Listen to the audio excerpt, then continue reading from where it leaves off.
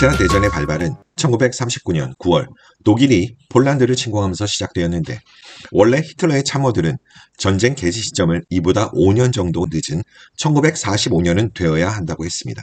재도래된 전차와 항공기 등이 개발 중이었기에 전쟁 발발 시점인 1939년에는 해군이 강한 영국, 육군이 강한 프랑스에 비해서 한참 뒤떨어진 무기밖에 없었습니다. 1934년부터 펜저 1호 전차, 1937년에 펜저 2호, 그리고 3호, 4호가 개발되어 생산되고 있었지만 1, 2호 전차를 제외하면 아직 양산화하기에는 미흡한 점이 많았습니다. 특히 독일이 주도한 전격전의 핵심은 탱크 전차인데, 탱크들의 수준이 연합국인 프랑스와 영국의 탱크에 비하여 크게 열악했습니다. 여기서 잠깐 독일과 프랑스, 영국 전차를 한번 비교해 보겠습니다. 독일은 1934년에 개발된 펜저 1호 전차, 사실 전차라고 하기에도 아주 민망한 수준으로 탱크인데 포가 없고 7.92mm MG13 경기관총 2정이 전부였습니다. 그리고 1937년에 개발된 펜저 2호 전차의 무장도 20mm 기관포에 7.92mm 기관총 1정이 전부였습니다. 그리고 이제 막 개발되어 나름 양산을 시작했다고 하는 3호 전차는 37mm 포가 있었고, 4호 전차부터 75mm 주포가 있어서 전차다운 전차였습니다. 우리에게 잘 알려진 펜저 5호인 펜더나 펜저 6호인 타이거 탱크는 1941년에 개발에 들어가서 1942년 양산 배치된 전차로, 개전 초기에는 이런 전차들은 아예 없었죠. 이에 비해서 프랑스 육군은 1917년에 개발되어 퇴물이 되어버린 르노 FT-17 경전차가 2,500대 있었지만, 이외에 프랑스는 나름대로 괜찮은 중형 전차인 소무유아와 샤르 B1 중전차를 보유하고 있었습니다. 소뮤아 S-35 중전차는 독일의 3호 전차보다 오히려 나은 47mm 주포에 장갑의 두께도 47mm로 괜찮았고, 샤르 B1 비스 중전차는 포탑의 47mm, 본체의 75mm의 포를 갖춘 아주 단단한 중무장 전차였습니다. 여기에 독일의 침공에 대비하여 프랑스에 주둔 중인 영국이 보유한 마틸다 전차는 40mm 주포에 7.92mm 기관총으로 무장을 한 전차였습니다. 보셨듯이 독일은 주포, 관통력, 장갑 모두 전차의 질이 떨어질 뿐 아니라 숫자에서도 영국을 제외한 프랑스만으로 볼 때 3,383대의 프랑스군 전차의 숫자보다 적은 2,400여 대 뿐이었습니다. 특히 개전 초기의 주력 전차는 1, 2호 전차가 대다수였고, 약간의 3호, 4호 전차가 있을 뿐이었습니다. 물론 항공 전력은 우세했습니다. 5,600대로 프랑스의 2,900대를 앞서고 있었고, 이미 스페인 내전에서 입증된 당대 최고의 전투기 메샤스미트가 있었죠. 그렇게 항공 전력이 아무리 우수하다 해도 당시에는 점령은 육군이 깃발을 꽂아야만 가능한 것이었죠. 그래서 당시에는 승패의 결정은 결국 육군이 했습니다. 독일이 그렇게 빠른 시간 안에 벨기에, 네덜란드와 프랑스를 함락한 것은 크게 세 가지로 봐야 합니다. 우수한 장기와 뛰어난 전략, 그리고 전술이었죠. 여기서 잠깐 전략과 전술의 차이를 말씀드릴게요.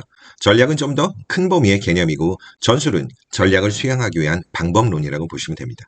프랑스 침공, 서유럽 재패를 위한 시나리오, 그것은 전략의 개념이고, 전략을 성공시키기 위해서 병력이나 무기를 어떻게 운영할 것인가, 그것은 바로 전술이라고 보면 됩니다. 가장 첫째는 프랑스 침공작전의 시나리오, 뛰어난 전략이었습니다.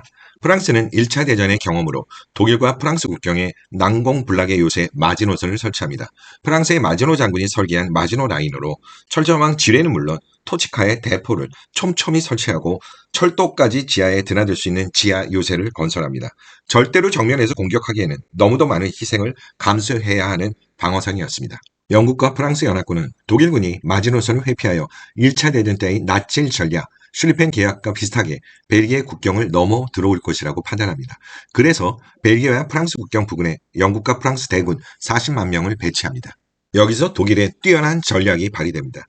연합국의 생각처럼 마치 벨기에 국경을 넘어오는 것처럼 독일군은 먼저 이곳을 공략합니다. 그러나 그건 기만 전략이었죠.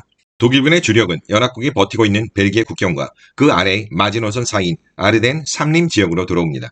대규모의 전차부대가 삼림 지역을 통과할 것을 아무도 예상할 수 없었고, 이곳을 방어하는 군대는 거의 예비역과 다름없는 나이든 군인들이 배치되어 있었고, 초소마다 한가하게 와인을 마시며 체스를 두고 있는 풍경이었습니다. 이곳으로 독일군의 주력이 밀고 들어옵니다. 결국 벨기에 국경 아래로 들어와서 허리가 잘린 연합국은 순식간에 고립되며 덩케르트로 패주하게 됩니다. 두 번째는 전략을 수행했던 독일군의 전술적 우수함입니다. 만슈타인 사령관과 전차의 대가 하인츠 구데리안 장군이 펼친 번개 같은 전격전입니다. 당시에는 항공기 전차 보병은 한몸처럼 유기적으로 움직이는 전술은 존재하지 않았습니다.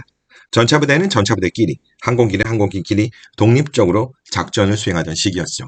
전격전의 핵심은 전선에서 서서히 밀고 들어가는 것이 아닌 파리라는 목표를 향해서 후티하는 적보다 빠르게 진격하여 오히려 적의 배후를 때리는 속도전이었습니다. 후티하는 적의 입장에서는 완전히 공황 상태에 빠지게 되죠. 먼저 항공기 전술의 획을 그은 극강화 폭격기 융커스 스투카의 등장입니다.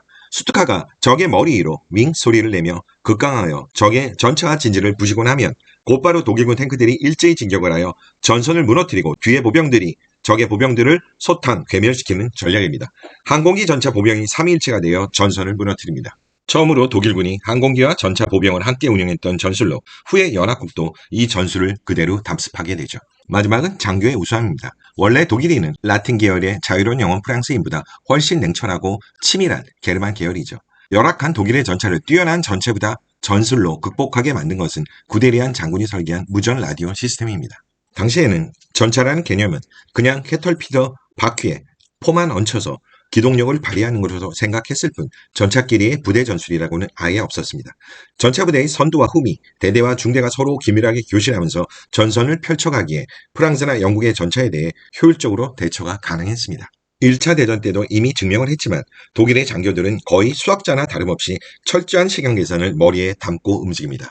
1차 대전 때 동부의 러시아, 서부의 영국, 프랑스 연합군을 동시에 방어해야 했기에 연합군이 도보나 차량으로 병력을 이동할 때 독일은 1분 1초까지 철저하게 계산된 시간에 대규모 병력을 기차로 이동하여 전선에 투입하고 또는 빼고 하면서 서부 동부의 적에 동시에 맞설 수 있었습니다.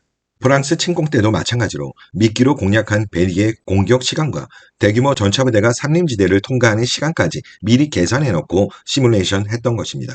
이렇게 독일군이 승승장구할 수 있던 원동력은 뛰어난 전략, 그리고 그걸 뒷받침하는 속도전의 전술, 그리고 그것을 수행하는 장교의 우수성이었던 것이 입증된 것이죠. 이상 2차 대전 개전 초 독일이 압승을 이끈 3가지 이유를 말씀드렸습니다. 감사합니다.